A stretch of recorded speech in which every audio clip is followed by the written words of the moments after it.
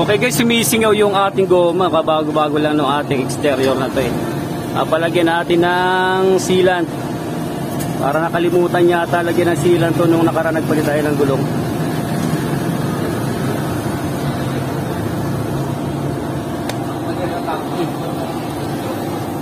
Nakahugas lang ni Phoenix eh oh. Ayan.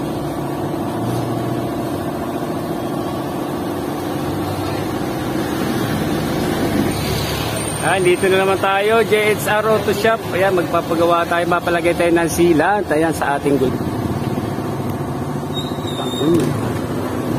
Linagay ko lang yan eh. Isip na matalsik. O, ikaw na may vlog ko ha. Ayusin mo yan guys. Kaya malayo tatakbuhin niya sa sa linggo. Ayan. Okay, lalagyan na ng sealant yung ating goma.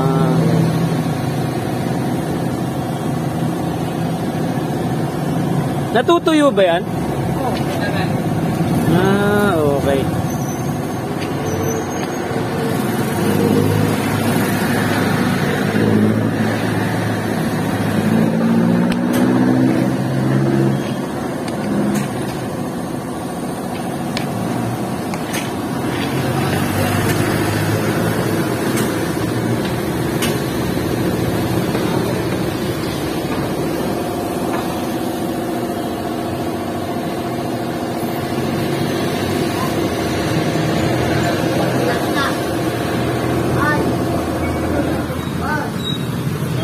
Okay yan, may sealant na. Sana mawala na yung singaw.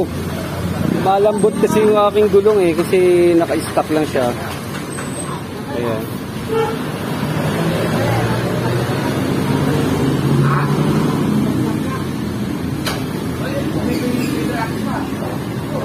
Boo!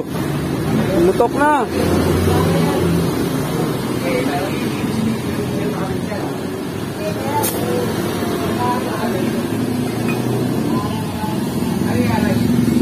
Tagas? Saan na? Yan. Yun eh. Yun. Wala na. Wala na. Okay, wala nang tagas. Wala nang tulo guys. Ayan.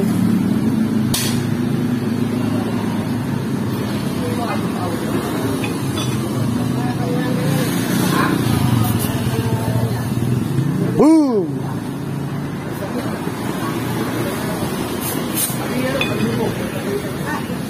Yan, ba yung lagay yung takip? Okay. Okay, may sealant na si Phoenix. Yan, naka-ready na sa ating long rides. Yan, sa Friday, yan, may long rides tayo siguro. Yan guys.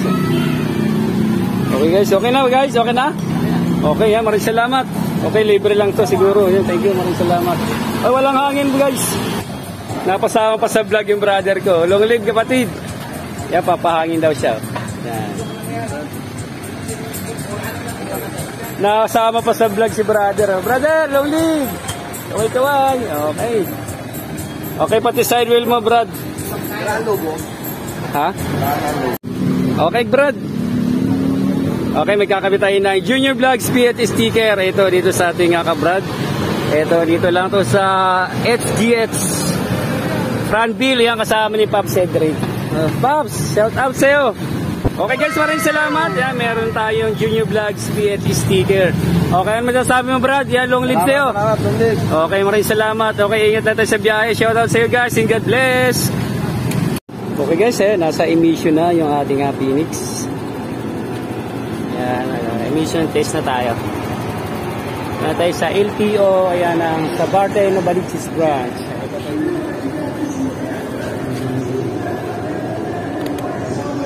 Okay.